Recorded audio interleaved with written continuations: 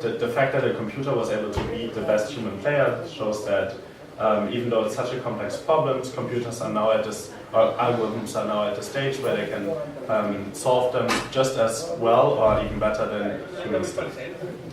Which is a really interesting time when at the same time most people that talk about machine learning algorithms usually don't know what the fuck is going on in these systems, and they're just a pile of different algorithms that you're putting on top of each other that are sort of pre-processing the data in some aspect, and then you don't really know what actually happens in these systems, and if you want to improve, you just try different things. And having worked in data science for some time, it's really just like searching for gold in some aspect. There's not a lot of plan from the beginning, and you don't usually know when you start solving a problem how the solution will look like.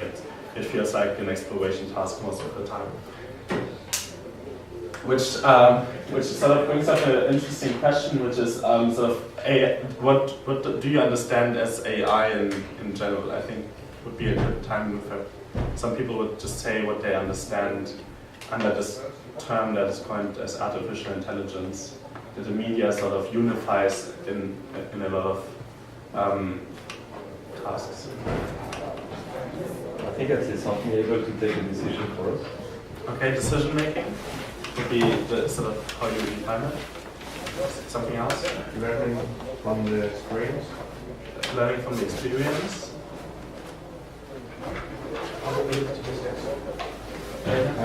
Automated statistics. Okay, automated statistics, that's a nice way to put it, yeah? To me, true artificial intelligence will be when it can be creative. Creative.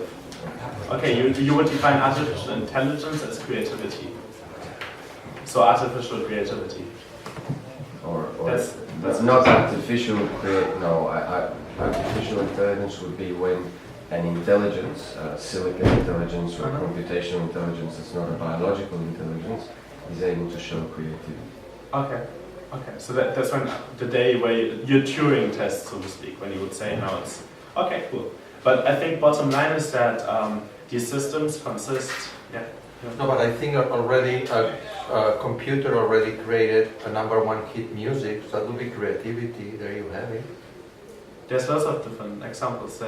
In fact, there's a system that can take deep art, is what they call it. It learns from the style of, say, this image there, or Picasso, and you show it a different number of different Picasso images, and it sort of abstracts the style away, and then you feed in some sort of photograph that you take yourself, and then it's able to apply the style of Picasso to your photograph, and what comes out is something that looks someone like Picasso would have painted your image, and then that obviously. But I don't know if I would necessarily define it as creativity, you know. So yeah, now you spawn a totally different discussion though, about what is creativity. But being able to create a #1 hit music, that's creativity. If a computer can create a music, a composed song, it depends. that's going to be #1. We won't distract his confusion, but it depends. It depends how the computer. Whether the programming there, it depends how much was fed into it. As you say, if you fed into it a whole lot of other hit songs and a whole lot of rules and things like that, then was the computer really creative, or were the programmers creative and they just used the computer to... Isn't that the same way like human people write music? Is they listen to a lot of different input and they explore or study music and all kinds of different music, and then they take whatever they learn from all of this and compile it to something new. It's a part of that. There is a gray area, yeah? It's not a black and white. So. Good answer. Okay. I think bottom line is that there's hundreds of different #1 applications and numbers of algorithms that are today being coined as artificial intelligence, and it's important to understand that they're not all the same. So for example, if you look at things like on Amazon, people that bought XYZ also tend to buy this. They're called recommender systems, and they work on sort of a way where you combine preferences of different people and you look at the overlaps, and then through some sort of nice statistical programming you find out what the next most likely hit will be. There's also things for image recognition and speech recognition, which is where most of the hype today is about, is deep learning. It's basically something that could be visualized like a neural network, where you have different linear algebra functions that are being applied in succession to each other. But there's also things where you look at evidence-based systems where people would pre-program knowledge into certain knowledge items, and then the machine would abstract away from them. There's what's called as NLP, or text mining. It's when a computer is able to understand text or written language. Then the sort of opposite of that is language generation. Today there's news algorithms that basically can comment on sports as they see it. They can comment on stock signals as if a human reporter would do it. There's algorithms that can read a news article and then write the abstract to it, or something like that is already out there. But important to know is that there's different systems, they have different functionalities, different input and different output. So one of the most common one today, where most of the hype is around, they basically hitchhike on the cost reduction of processing power with the arrival and the stronger and cheaper GPUs today. Deep learning basically took off. But the basic understanding of deep learning is you feed in something like faces that you want to be able to recognize, and then you want to be able to tell this person is that person and this person is another person. And they basically work in a way that they imply really simple linear transformations in what's called deep networks, so many of them at a time. And that way they're able to abstract away more and more complex features from the data. So in this example you see here they detect edges and things like dots in the faces. And then some steps later, this is a really simple visualization, they're able to recognize things that look like eyes or a mouth or noses and things like that. And then even further on they're able to recognize sort of distinct shapes of faces, and then in the last few layers you would be able to tell different faces from each other. And that's the basic functionality of it, and there's a few reasons why they're taking off today, but one of the main ones is that processing power is getting really cheap, or not really cheap, but cheaper and cheaper in a sort of exponential manner. And these things, as you can imagine from this diagram, they take a lot of processing power, and that's why they're feasible today, and they haven't been feasible 20, 30 years ago. Even in deep learning, there's a lot of different ways you can train these layers, you can combine these layers, you can sort of the math that you could do within each of these decision functions. It's just a really complex and messy network. That's the only message that I want to deliver here. Some of the most interesting ones, which is part of what we define as intelligence, is where people say it can learn from its own experience. Abstractly said, this is basically the mathematical function for Q-learning. That's the sort of area of deep learning that deals with this learning function, where you're basically trying to assign a heuristical value to each of the states that you're in. So we are now in a state where we might be hungry. That's a little bit painful, so we have some pain, and the next action that we need to choose from a set of possible actions that we can do, that maybe just sleeping, sitting, going to the fridge and getting food, each of them can bring us into a next step, and this next step also has anticipated value or pain that might be sleeping or staying on the couch or getting to the refrigerator and getting food. This getting food would basically fight the pain of this state where we are hungry, and this is how we could pick an action from a set of actions using these heuristic functions. And we do that over and over again in this learning manner, and then we define the expected value of each state. And that's basically how, in a really, really simple and abstracted manner, how DeepMind was able to do this cool thing, where they, with basic abstraction of this algorithm, trained with Breakout, a simple game that Atari game that most of us know. And in the real beginning, the computer looked like a little baby child and couldn't do anything. But then, interesting enough, after some time, the computer or the system is able to recognize the states of the cursor in relation to the ball that are valuable and that have a high anticipated reward, and it's able to play better and better. Arguably, this is an okay human player level after only 120 minutes of training on a common GPU graphics card. But then, because the system can just play over and over and over again and doesn't get tired, and it can effectively retain all the information that you learn, magic happens after like 4 hours of training, where the system does something that only a real smart human player would do, which you're going to see in a second. Just let me interrupt you while you drink water. There is some similar thing like this, but with Tetris, not Tetris. Yeah, they did this with all kinds of Atari games. And the one with the Tetris has arisen a very deep philosophical discussion, because the Tetris goes down the more you play, harder, and at the end it's really possible. So the computer has learned to push the pause, right? Yeah. So never loses. Yeah. Because when it's going to lose, it then pause. And this has a very deep philosophical implication. No, because what happens if we allow computers and artificial intelligence, to take control over our lives, or whatever, and when something uncontrollable is going to happen, they try to pause or something similar.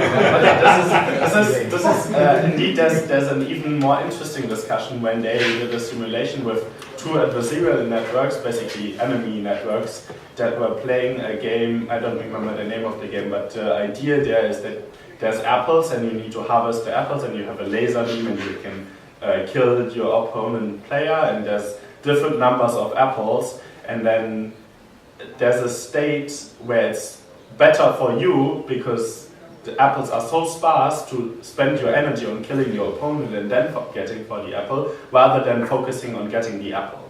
And that's just logical that there's a sort of threshold at which it's more useful for you to kill your opponent rather than going for the apple.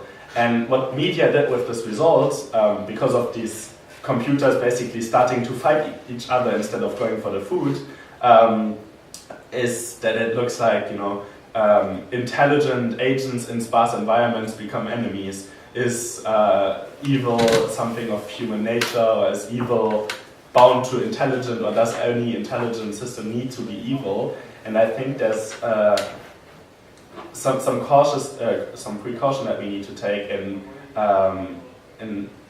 being too interpretive of these results, because it's logical that there is a threshold of sparsity where it makes more sense for you to kill your opponent than go for the apple. That's something that game theory has been dealing with for years and years. Same in your pause example. If you give the option for pause, if you're a smart human player, you would pretty much do the same. If the only information that you have is you maximize your score, that's your entire goal, then that's the best possible solution, right? If you don't give the pause as an option, then they wouldn't be able to do it, right? But for instance, this morning we were discussing about the herd producing pasos, the English word for pacemaker. So what happens if the machine learns that to avoid the punishment, then directly kills the guy, so you cannot punish the machine because it's dead, right? Yeah. I think that shows the boundaries of where we are with AI today, is that defining the heuristic function, which basically, if we go back to this example, which defines the reward here, in all of these systems, that's something that the programmer or the human being that builds the system has to decide, right? In the example here, or Tetris, they said your heuristic functions is just the score in the corner, only that. If you were to go one step further and you say it's some sort of function that takes in the score and the time it takes you to reach the score, then pressing pause doesn't make sense anymore, because your heuristic is only high if you reach the score quickly. Right? And if you're smart about designing these heuristic functions, then you can avoid these disasters. And the same for your pacemaker example. The people who build these systems just need to be aware of these border cases and then make sure that you find a solution. So you need some laws for that, because if you buy a Tesla, you spend a lot of money, you have an autonomous system, and at some point it has to decide whether it kills you or saves somebody else. Yes. So what do you program? I mean, Well, It will never kill you. You will never buy a car. Which yeah, of course, that's an ethical question. So that's bad as an advertisement for Tesla, right? So they will say it will only kill the other. This people. topic was always covered others. a long time ago by a famous author, Isaac Asimov. I don't know if those of you Yeah. who wrote the iRobot series. So I mean, this is way before Yeah, we of had course. any of this. And you know, he proposed the 3 laws of robotics, which I don't remember them exactly, but the first one was that you shall not hurt a human. The second one was you shall not by your inaction cause a human to be hurt. Mhm. You know, and then the third one, I don't You remember. have to but- follow the rule. You have to follow the human,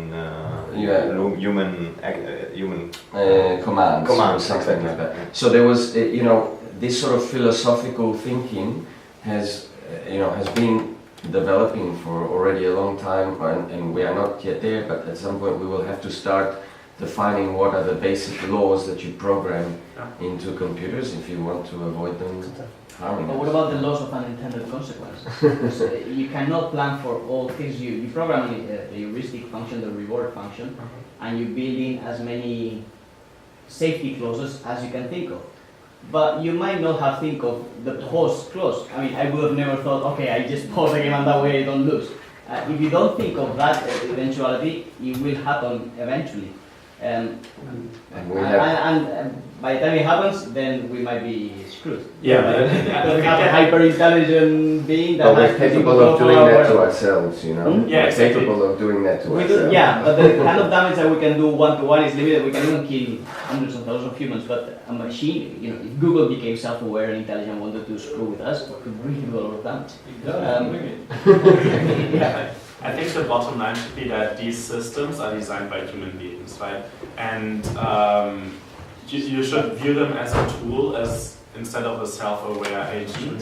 That the tool is 100% dependent on how you use it. People say, well, I can use a knife to kill I a human agree. being. So let's or not something, make it self-aware. Let's just imagine it of it having a bug in the system whereby, okay, for example, you program into Google some antivirus thing that antivirus bit of software that means if you feel under attack, then shut down all systems, which seems like a sensible clause, but maybe shutting down all systems means really shutting down humanity, right? In that sense. And then you can. So I it's guess not you a can- self-aware thing, you've programmed it, but the program has, I mean, in fact that's what happens in iRobot. The 3 laws are perfectly logical, but sometimes they come into conflict, and how the robot solves the conflict is not necessarily the way in which you would. I guess you can program for randomness, for exploring. Yeah. And one of the exploration comes in conflict with some of the resources that we need. So you don't have, if you want to design for creativity, you could design for the outcome, or you could design for exploration and say find things that get the brain excited, or try random things and explore them and show it to people. And one of those random explorations, the system may just go out of into the side point where it becomes into conflict with you. That's exactly what is being done when you talk about these art systems and when you talk about these music generation systems. They have in some equation that looks similar to that. They have a factor that just samples from a random distribution with some weight, and then every now and then the system will just take a random action, which arguably is what you would do as a human being as well. I'm sorry, because we are destroying your presentation. No, I mean, machine learning is already being used in military. So at the end, it always depends on the code, on the ethical code or the conditions of the code. So imagining a future where all machine learning designer or all designer of robotics, it's going to be under that code, I think it's not really realistic. I mean, that will not happen. Yeah. So there will always be this basement kit that builds a system without really thinking about the consequences, and I think it's upon society to build a framework where this basement kit can only do so much damage, and that's what we see with cyber attacks these days as well, is that a basement kit, if it's smart enough and spend enough time on these, can basically take out nuclear power plants, kill people in a hospital without actually being there. And these are just inherent problems that we definitely need to think about and work on as a society, and especially as creators of that technology. But that's nothing that the technology itself will take over, and this is what I think I'm getting really frustrated with media when they talk about these systems being self-aware and intelligence that needs to be evil just because the designer has made it in the way that it, because how they define the function, that it needs to be that way. So I think we need to be able to distinguish between these systems. Right? And one of the basic messages that I want to sort of deliver today is that this is, you probably know that that's Moore's law visualized in this is an exponential scale, that's why it looks like a linear curve. People know it like an exponential thing, but that's on a linear scale, but no, it's a linear curve. But what we have to recognize is that it's not only about the computing power. When we look at systems that should be agents that like help us, like the progress from ELIZA to Siri, I don't know who of you knows ELIZA, it's a conversational agent system that's already really advanced for their time, but still really basic. And then when you look at the thing Siri, which is, I don't know how much budget was spent on there, but I'm just going to say billions of dollars, for what they're able to do today, they're really basic. And that sort of indicates that maybe there needs to be a different paradigm of how we're using the computational resources that are available to sort of make the system's smartness scale linearly to the exponential growth of the computing power that we see. Because right now it's even though we have a lot of progress, it's relatively underwhelming what we see.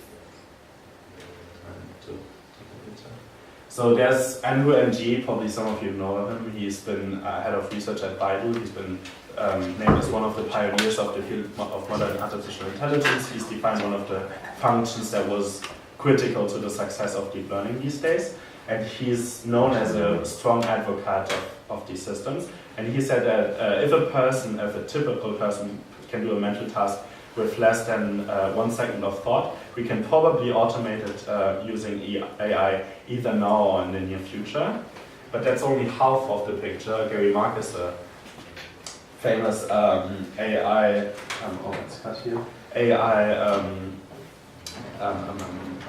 how do you say, advert, basically, corrected that sentence in a New York Times article where he said, and we can gather enormous amounts of directly relevant training data, we might have a fighting chance so that the test data isn't too terribly different from the training data, meaning that we're staying in the same domain for all the time, and the domain hasn't changed much over time. Meaning that these systems, even though they may appear really smart today, they are not nearly as adaptive as biological intelligence would be, and they're highly dependent on the training and the test data that you use to train and test these systems, as well as the design of the functions, obviously. So my biggest fear about artificial intelligence today is definitely not something like Skynet, but much simpler, just getting stuck by using some sort of wrong optimization heuristic functions. And I mean, the local optimum problem is something. Quality really bad here. This one says we might be here, and that says we want to be there. That could have been fine if we could. But yes, so I want to talk about how today's artificial intelligence is, as we discovered earlier, only about correlations and not really about things like inferences and abstraction, which it would be if you talk about biological intelligence. So some of the funniest examples, this is from something called ImageNet, which is today the standard training data set when it comes to image recognition algorithms that was released by Google 3 years ago. And the best algorithm status last year that scored on it, if you show it an image of Tiger Woods, yes, it recognizes Tiger Woods with 95% accuracy, but it also sees 4% of the golf ball in there. Now, if you think about why that might be, is because obviously most of the images that Tiger Woods appears on, there's also golf balls in there. So the system knows, okay, this is Tiger Woods, there's also a chance that there's a golf ball in the image, so it recognizes his face as a golf ball. Which just shows you how stupid these systems still are. Angelina Jolie, I don't quite know that. This is really difficult for you to read now. I'm just going to give some examples here. So these are image description. That's sort of the next level of image recognition, which obviously be, if you show an image to a human being, they wouldn't just say chair, couch, person, person, person. They would be able to say 4 people sitting on a couch next to a chair. These sort of relational concepts. And there's some work being done in that space which is really successful, where we're able to say a group of young people playing a game of frisbee for this image, or a person riding a motorcycle on dirty ground for this image. This is all computer-generated descriptions. Something that's less successful, for example, would be this image. A little girl in a pink in a pink hat is blowing bubbles. I think if you tell it to that guy, he wouldn't be quite happy about this description. Also, this is a refrigerator filled with lots of food and drinks. If you're hungry, I don't know if that may help you solve your problems. Or a dog jumping to catch a frisbee, where there's a person just cuddling with the dog. So these are examples where these systems are probably highly prone to error because of the training data they receive. And that basically shows you how much they're prone to correlations these days.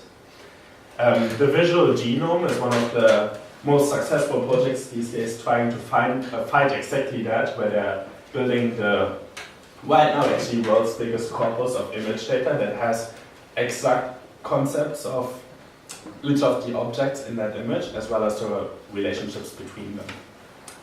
This is a searchable database, and this is input that I took from screenshots, and this is the first first site that came up. So if you look for the term angry, the first image is Angry Birds for a wordplay game. Obviously there's nothing to do with the concept angry, it's just because Angry Birds, at the time I took the screenshot, was a really trendy concept, and on Google Images this was, if you were to Google angry, probably the first result would have been Angry Birds as well. Same for this little kid. Right? Really, really happy, smiling little boy with an Angry Birds tie. And if you look for angry, this guy is the third most relevant result, as well as the fourth one. I don't know why he's so famous. But yeah, that basically indicates how these systems are written and tied to correlations. There's a really interesting concept that came up through a good fellow from Google Brain mid last year, where he discovered that if you take an image that looks like a panda and your computer recognizes this is 60%, sorry, I don't know what's going on, confidence a panda, you can take white noise and then optimize this white noise so that your computer would recognize that white noise as something else. Then you take this white noise, you put it on top of your original image, you play a little bit around with the transparency so that the human still sees the panda, but now that you have the optimized white noise on top of it, your computer recognizes with 99.3% accuracy a given, even though it's still a panda. Which basically shows you that these systems are hackable, if you want to. And that shows you how dangerous this will be if they drive your car, or if they decide if you get into your house or not, and I could just take a little bit of transparent whatever, put it on top of the camera, and then make every image look like you, or things like that. You can play around with these thoughts. There's a really interesting paper on these adversarial general networks that describes all these techniques as well as ethical implications of that work. And now they're working on techniques to make the networks more resilient to that sort of fake input data. So Google came up as one of the smartest things in the world. I don't know if you guys can read the statement, but it says, how much did the transistor cost when the Mac password was released? This is my, I took that screenshot 2 weeks ago, I think, And this is the anonymous thing, so it's got nothing to do with me faking my own browser history because I only searched for other things before. And the first result is Supergiant Games, Transistor on Steam. Steam is an engine, a platform for games, and then some other video game. Even though I asked a simple question about the cost of a transistor. There's no single mention in the first 2 pages of any transistor in the form of the electrical device. And basically shows how stupid the systems are. Same with Siri. Siri uses Bing in the background, so all they do, which is pretty cheap for billions of dollars of research, all they do is they translate your voice into a text statement and then they hit the Bing search engine and deliver the results. Obviously you get pretty similar results if you take a look at that. Wolfram Alpha, I don't know who of you is familiar with that. It's known as the world's best computational knowledge engine. And they put a lot of work in designing knowledge items that humans define, that basically make up the entire body of knowledge of the human intellect. And they put it in a computable engine, and then you can basically do stuff with it. And if you ask the same question here, it's thinking that you talk about the closing price of a stock.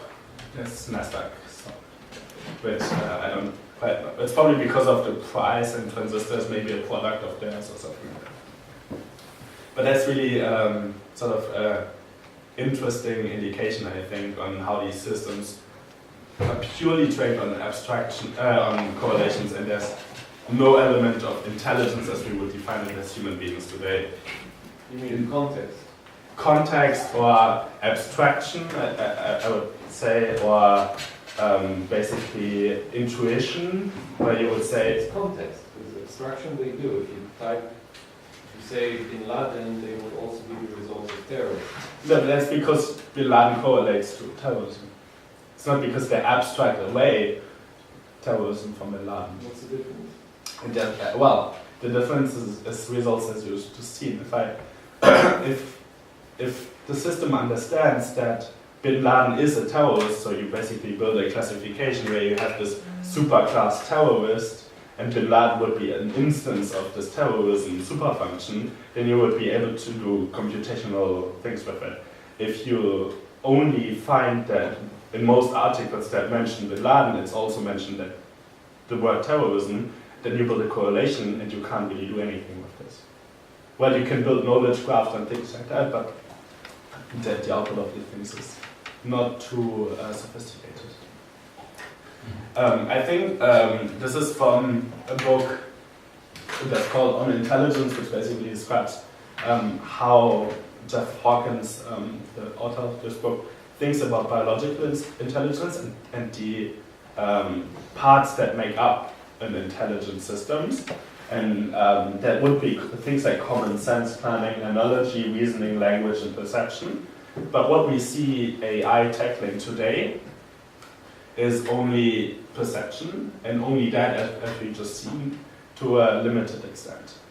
So when people talk about the AI revolution coming, I like to remind them about, intelligence is not only perception, and there's much more complicated things to do in intelligence than only perception, and even perception is a problem that we haven't really figured out yet. So I think that's interesting. And I think, or I would bet that we will see a paradigm shift really soon, or I would hope that we do, because we have a solid knowledge background in the fields of neurosciences and computational neurosciences that look at how the brain works from a molecular or a networks point of view.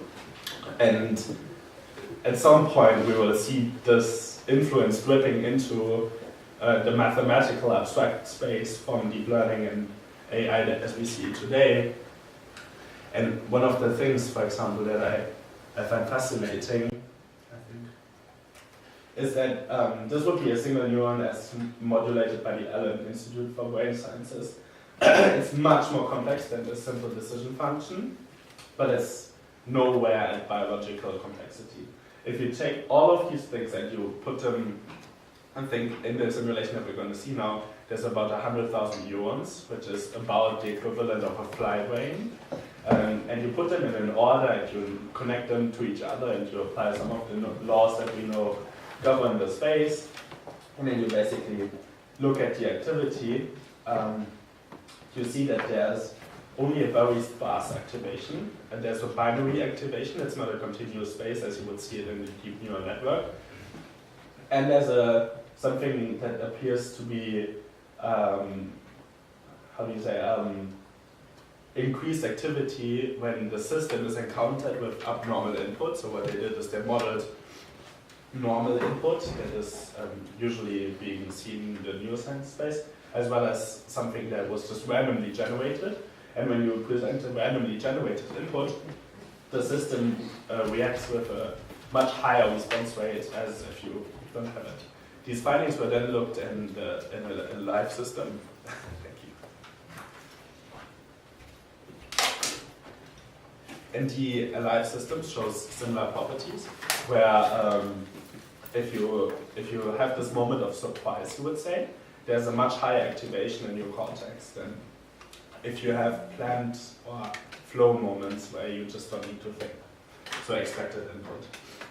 We started modeling these things in an algorithm called HDM, where our neurons looked something still really abstract, but they had some properties that the neurons that we find in biology also had. It's much more complex than a simple deep learning network. And if you put these things together, I think I have a slide on that, we were able to look at different input data from different domains, but abstract away some of the commonalities, and we were able to train the exact same neural network, or however you want to call that system, on visual, auditory, and orientational, meaning GPS data. And it was able to identify anomalies in all of these domains through its activation. So the anomaly would be more activation in the network than anticipated. And this anomaly detection ideas are something that in days of IoT and more data coming in, especially live fed data, it's going to be a really interesting use case. So if we think about what our brain does, it does everything with the same data format, because we don't have a different brain for orientation, or a different brain for vision, or a different brain for hearing and speech. It basically does all of the things with the same algorithm, more or less, I assume.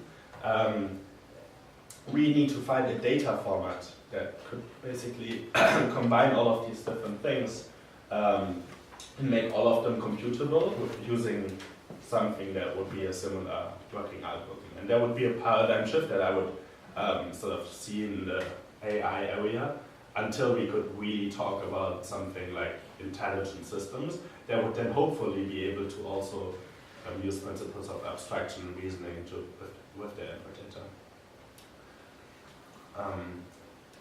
About the problems, I think there's also, if you think about perception, there's only a limited number of artificial problems that you would be able to solve with a perceiving system. Things like image tagging, self-driving cars, these are not really pressing problems. Stuff like scientific discovery or reasoning or any kind of decision assistance system would need to be able to abstract away from a given input domain. And then we talk about the different real pressing issues, which are not accidents in traffic, but there are things like humans that make the wrong decision, and you need to be able to model decision-making processes and infer the next possible decision and be able to infer at the same time to be able to cause the real, to be able to fight the real leading causes of death today, which is things like high blood pressure, smoking, high cholesterol, obesity, and all of these choice-induced problems, which is a really, really interesting space. But so I would say that you will need to be able to understand the human decision-making process in order to be able to understand how a brain would be able to abstract information, I think. And then I would just like to have a sort of discussion about how that would be able to be done, and what you guys think about this entire space and what your thoughts are and stuff like that. Thank you. I have a question.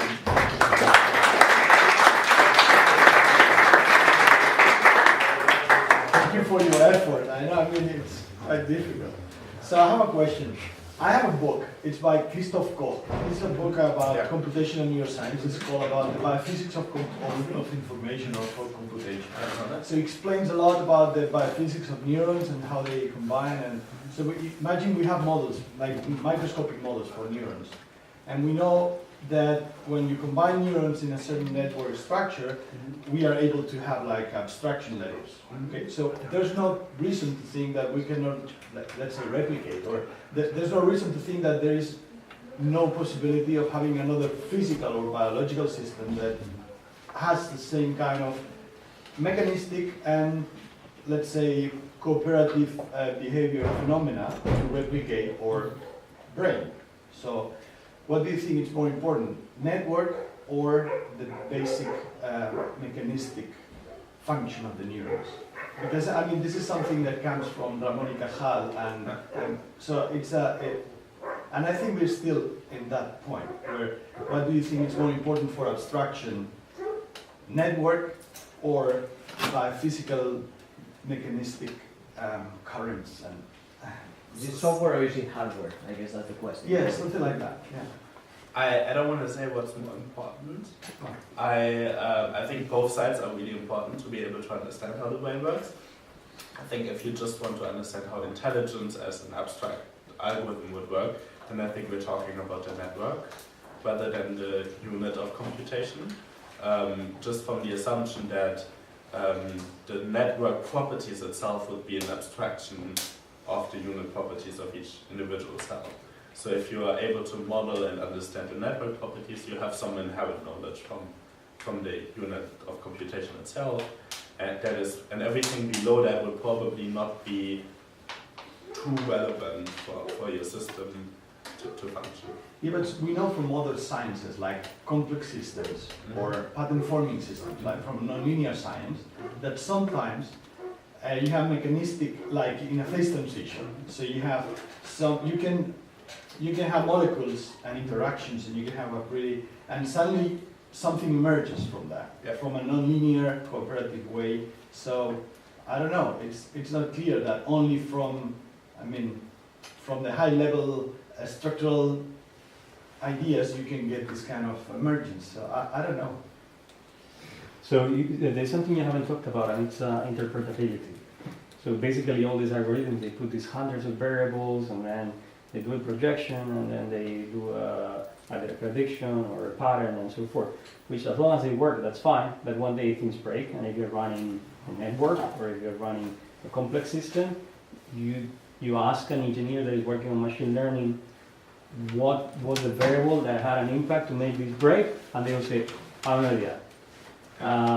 And that's fine as long as whenever things break, they don't cause a lot of damage. But there are things that are critical. And if they fail once, then you don't have time to learn what's happening with interpretability. So the problem with deep learning is that so this is something that's inherent to deep learning systems. When you use rule-based systems like decision trees or linear logistic regression systems, etc., that would also fall under machine learning, then they're usually not simple, but they're interpretable. With deep learning, just because there's so many linear correlations to each other, they become uninterpretable in the sense of you don't know at which single point the decision is being made that then cascades down to your final results. There are some ideas around how you could resolve that, where you're basically simulating the activity of the network backwards, and you look at every single step, what would I need to change in my input for the output to be the right result? And then you look at the different activation of each of the single cells, and then you could be able to say, this is the variable, or this is the change that induced the wrong result. This is really, really cutting edge research at this moment, and there's no system that can reliably infer that information today. But I think because it's an inherent problem to this deep learning architecture, I think you would be better off saying, that you just don't solve the problem that you're solving using deep learning because there's so many other machine learning techniques that are interpretable that may give you 2% less accuracy, but then it's a trade-off to make where you say, okay, I'm fine with 2% more error if I have to. I can fix it. But can't you like with the Angelina Jolie before, with so it was Angelina Jolie, because there what you fed in was just images. So there were enough images of the golf ball or Angelina Jolie, and then in the end he made it's a dark block that outputs a number. But you could also pre-break down the image into teeth, eyes, or ears, and then you have visibility into what was the reasoning. That's what ideally would happen within one of these neural networks, where I talked about the different abstraction levels. If you remember the slide from the beginning. If it matters, so you basically input the stuff that matters in order for traceability. Yes and no at the same time. So the problem is if I restrict my training data set so that I would only have relevant images, then I would not be able to recognize the golf ball with the same system. Right?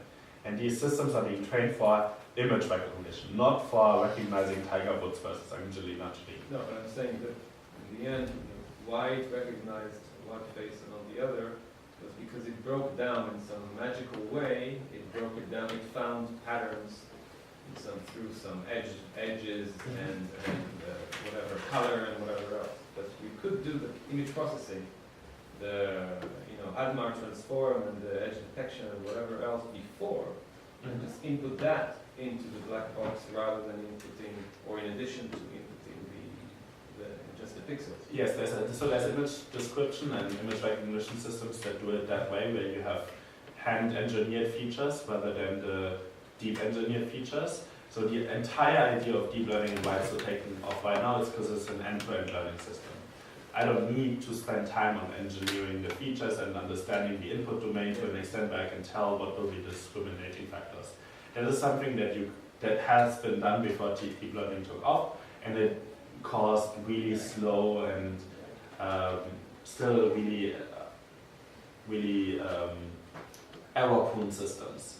That is definitely a domain that is also still alive, and you would need to follow this in order for your systems to work. Something that would be much more interesting, though, is if you could force this sort of linear abstraction system to come up with, quote, useful features at every single step. What they do today is they will, because you don't constrain anything in the hidden layers, you only constrain input and output, they will do whatever they want to do. They just happen to come up with things that are inherent to the input domain. This is, for example, not a real eye, because it doesn't have the properties that a real eye would have. It just has the properties that the average of the input of that local fields of this neuron had. And this is something that if you were able to constrain, for example, at this stage where you say, now you can only discriminate nose, eye, ear, etc., then you would be able to sort of have a more interpretable system where you'd say, now this kind of eye is being detected or this kind of ear is being detected, and that is why it recognizes Angelina Jolie versus someone else. This is something that is not as trivial as I explained it right now, because at the moment you start restricting these hidden layers, you highly restrict your output domain, and then you get totally crazy error functions in the end. Yeah, then if traceability is as important as identification, then this kind of addresses the issue. Yes, that just means that you can't use the system for that purpose. That just means that you need to sit down and engineer the features yourself and then build an interpretable system for your purpose. Let me add an important thing on the debate. Nowadays, my background, I'm artificial intelligence engineer. Mm-hmm. So nowadays, the big debate between the engineers and the philosophers is the definition of intelligence, right?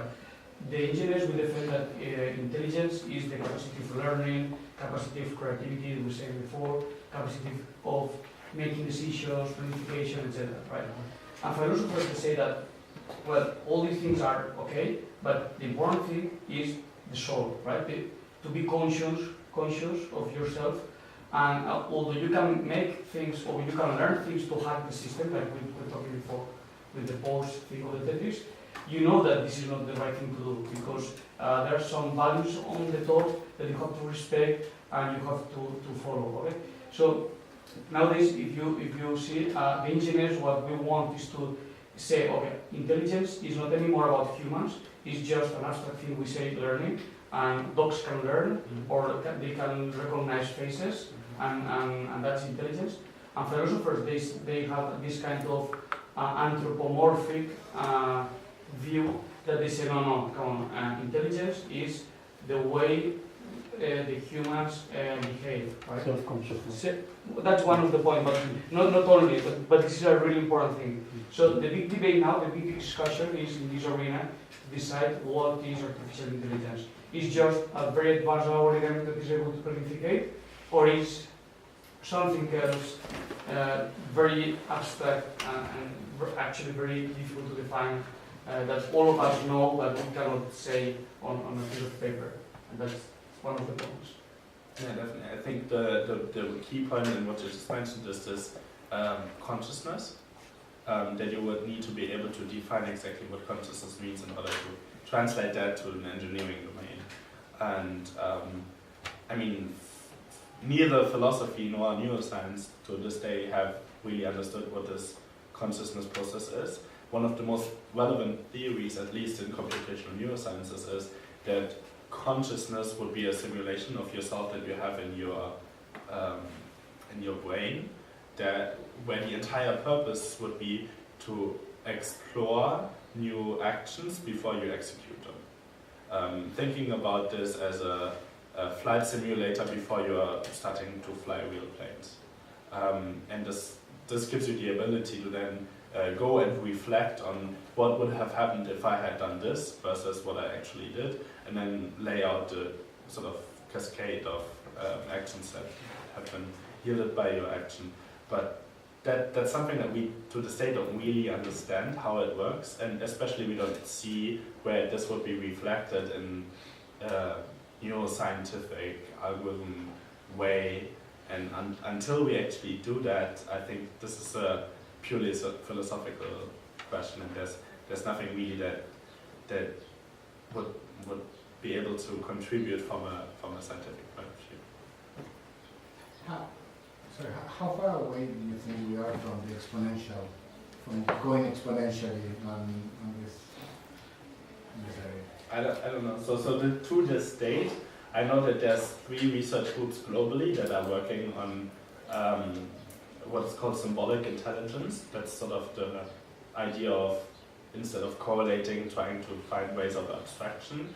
2 of them are in China, and the other one is at NYU, led by Gary Marcus, the guy who was on that quote. And from their output, I would say it's far away.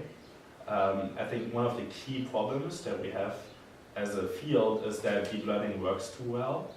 It's so easy to understand and so easy to use, and yields so good of a results that people just fall on that, and all the money is being spent on deep learning research, and all the effort is being put in apply deep learning to new problems domains, and basically the entire workforce of the field of artificial intelligence is focused only on this rather than exploring other things.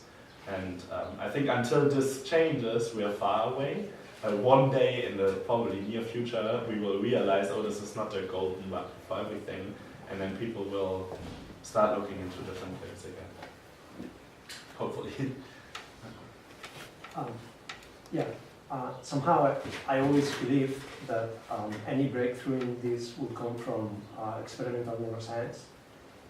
So meanwhile, but experimental neuroscience, it's very hard. So it's very hard to do. So meanwhile, what we do is it's trial and error with different schemes that we believe that they will have us, the neural tissue, the neuronal tissue. But my question maybe to the audience is whether is there a breakthrough, when it's going to be a breakthrough in experimental neuroscience so that we can debug neuronal tissue in mass scale? Okay, so I think that I would disagree. I don't think that experimental neuroscience will bring the breakthrough in artificial intelligence. Just if you look at, so what experimental neuroscience does to this day is you put like up to 1,000 electrodes in the brain of a monkey, and mostly the visual cortex area because it's easiest to define the input domain. And you measure the local field potentials, not even the activity of single neurons, the local field potentials of different areas in the brain, and then you start correlating from what if I show a green screen to this monkey, where do I see the activation? What if I show a white screen to this monkey? What if I show video? All of these kind of different things. And then you start interpreting the result of many thousand neurons at the same time, which is really what this local field potential is, and then making claims on how the understanding and the processing works in these things. And I think the only significant advancement that I would expect from that field would be to be able to map exactly what happens where. I wouldn't expect any algorithmic input from the experimental neurosciences, because then they would need to be able to probe hundreds of thousands of neurons in the same area, and that's something that's physically not possible, because for the probe can only be a certain size, and these neurons are so tiny that if you put one of these probes into a neuron, it's basically filled up. And then every neuron that you probe, they will not function properly anymore. So the second you were able to physically put 100,000 neurons in a small space in your brain, then this space would be so damaged that you wouldn't be able to do anything with it anymore. So again, for actually, there is a very famous answer to that question. You know, the famous answer is if the brain would be simpler, we wouldn't be able to understand it. So it's a kind of paradoxical answer, right? If everything would be more simpler, then our brain is thinking. So our brain is more simpler, and we cannot understand it. Yeah, I mean, the next escalation would be that we are not going to be able to understand our brain with the brain itself, right? Because there's just not enough capacity. I don't think, well, I'm not a believer in this, obviously, because it wouldn't make sense for me to think about it if I was. But I think one of the key ideas is that if you actually take a look at the neural cortex, where we would say all the intelligence happens, it looks the same everywhere. And in the visual cortex, in the prefrontal cortex where decisions are made, everywhere in the motor cortex, which is where I execute my movements from, the architecture of the brain is pretty much the same everywhere, which would indicate there has to be some sort of algorithm that would run on this architecture that is more or less similar, that can do all of these different things, which is basically the counter-argument to what you just said. Again, like, there's no proof for both sides, because we haven't had proof that we can't understand the brain yet, and we haven't understood it yet, so I can't say we can. I don't know. Just a question going back to the hardware and a bit related to this. With all these efforts of algorithms and things to do deep intelligence, how many of them run on sort of standard sequential processing, and how many actually attempt to play also with the hardware? Because obviously, as you just said, the structure of the brain is a three-dimensional connection of neurons, and the traditional algorithms of this run on sequential binary processing, and obviously nowadays we start to have the supercomputers where you have massively parallel, where you start to have hundreds of thousands, millions of parallel processes at once. You could potentially be simulating individual neurons on individual processes who could be operating in parallel, which is what actually happens to our brain, not sequentially, as happens in a typical computer. So how much of the research in the algorithms is also linked to research in the hardware on which the algorithms run? Yeah, so that's one of the most interesting fields today, is neuromorphic computing. To what you just said, so the first point is this highly parallelized architecture. You can find them in GPUs as well. That's why people use GPUs for deep learning and these kind of things, and that's why it's taken off today, because GPUs get cheaper. and that's why the Nvidia stock like increased by 45% last year. But the next level away from just parallel processing would be this 3D adaptability and being able to have weighted connections between these things that are now just induced through the math that we're running on these devices. If they're inherent to the device, it's a totally different architecture. One of the most well-funded and most famous projects there is called Spinnaker, that's mostly funded by IBM in Heidelberg, Germany. And they built a chip where they put sort of genetically modified neurons from, I think, cats on surface, and they induce electric currents in them, and then they put certain growth hormones and all of these kinds of biological induction materials on the how do you say, plate where they put them, so that they can actually control where the neurons grow and where they connect and where they disconnect and things like that. And they're trying to sort of build a computer using this. This is really, really early stage and freaking complicated research, but I think that would be sort of the next kind of platform interface in the next probably more like 50 to 100 years that would make computation totally different. There is a Chinese company that has been working on that. Yeah, this is again, this is a relatively active space today. There's a couple of EU-funded projects, the Blue Brain project, for example, and Spinnaker is probably the most famous one today. There's a lot of. There's a commercial, you can buy a chip. Oh yeah, you can buy multiple different areas.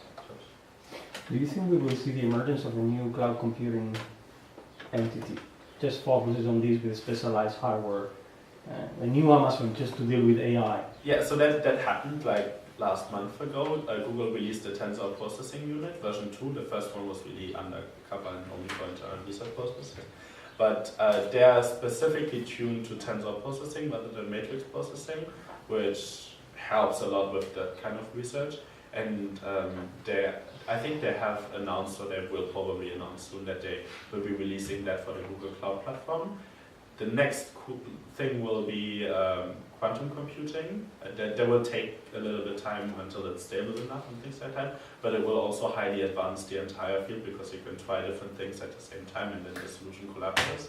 So you can solve nonlinear problems much, much faster, which will help obviously with the entire space. And then probably there would be some sort of a next Amazon for that as well. And then I think after that only we hopefully crack the new morphic computing, and then that would probably take the precision too. Do you think that from what I understood from algorithms, I'm very new to AI and don't really understand it, I try very hard, and all the functions that you use are reactive to the present state to reach a future step in making a decision that's the best to reach the best future state. And when I compare this to how we think, we're still lacking probably two things, to mix all the senses that we have. So that's what you mentioned with the common format. Maybe this could happen to link vision with speech recognition or all these systems. But in any case, we're still lacking somehow we're not lacking the past, we're lacking the future.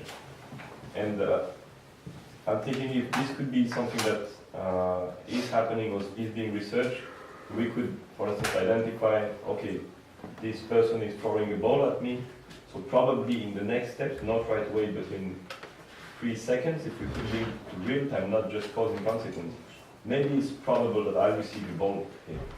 And this, I have the feeling that we cannot, we'd react when the ball comes very close, say, okay, this is going to hit us, so the best decision is to just take it, throw it away.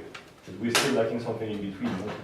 Well, I mean, input anticipation is something that already happens today, where as long as you have a large enough time series that you can use as a training data, you can look at the patterns in the time series. And then, for example, you have learned that whenever someone did this movement with something in their hand, it probably flew towards you and maybe hit you afterwards. And you've seen that a couple of times, and then your brain abstracted away. Okay, whenever this happens with something in your hand, then probably there's a ball flying towards me. And if you have similar input data in an abstracted way, then you can do that using things like reinforcement learning and Q learning. Okay, and to link with Lee was common before, could you also take into account the context that when you do image recognition, depending on, for instance, where you are, if you're in a market or if you're in a desert, it's more probable that you see tiger woods instead of golf ball or general comments? There are small-scale experiments where you induce a prior into the network, and you say, depending on some sort of state input or a context, whatever you want to call it, you are able to switch the connection profile from the network from one to another. So you may say there's an image recognition network that has learned a certain set of connectivity between all the nodes that is particularly tuned to facial recognition, and one that's really good at recognizing cars, for example. And then you would have sort of a switch or a context that would say, now I'm trying to recognize faces or cars, and then you would be able to do that with something called hybrid networks. But this is also like relatively early research. What you have to consider is that this deep learning technology is just taken off in the last 4 or 5 years. So I mean, everything that we're talking about right now is really, really early stage and mostly experimental. And is it going towards more specific tools for each context, where you can choose the context to have a specified tool, or do I need to get a know-it-all system where you can just go through life or anything and you will find out what it is? So both things are pursued right now. One is sort of the artificial narrow intelligence, that would be a tool set where you have a certain tool for everything. And then the end goal obviously would be to produce an artificial general intelligence, which would be able to not only have the toolbox, but then also choose the right tools at the right time, like we arguably would do as humans. And then it would be able to not only play chess very well, but also recognize faces or do whatever else you want to do. So, I mean, but this is not far away. I have a question. I have a problem with overfitting data. So we have plenty of data, and all models are capturing basically, as you say, correlations, and probably our test data set is basically the same, coming from the same, because that's what you get. So I think most of these deep learning algorithms are basically huge overfitting methods to I mean, it's like Ptolemy, I mean, this kind of spheres, and so you are overfitting your data, and then you are feeling happy because it works with the same you get data. 99% accuracy on the training data. So even when you have a test data, even when you do 1000 k-fold, whatever you want, but the data comes from the same physical system. Training is training. So there's different techniques that people use to get around that. Something like dropout, where you would basically just randomly kill connections between nodes, and by that ensure stability. They work quite well for certain problems, but I think one of the most promising things is something called data augmentation, where you think about how can you induce random noise into your input and testing data set. That would be just, if you're trying to do image recognition, instead of feeding all the images in as they are, you would randomly shift them, scale them, sort of reorganize them and do things with them, so that you have some sort of higher variability in input training data set that would then sort of help generalize in the one-on-one. But really, because these systems inherently only capture correlation, there will not be a good solution for that. There's only workarounds. Yeah. Go ahead. You haven't talked about black swans. So basically, many times, we've seen it many times, the past doesn't predict the future. Yeah. And all these algorithms are based on taking a lot of past data and trying to make an inference in the future. And then we have these power law behaviors that black swans account for 80% of things that happen, economic crises, and those are the big, meaningful things. How do these algorithms deal with that? Where they don't. So the simpler answer is they don't. What you would probably need to be able to do is, if you wanted to use the training data, the tool set that we have today, is you would need to bias your training data set towards having a 50-50 distribution instead of an 80-20 distribution. So you would just throw out all the normal events until you have a distribution that is 50-50 normal events and black swan events. And then you would have a better predictability, but still it's not going to solve your problem.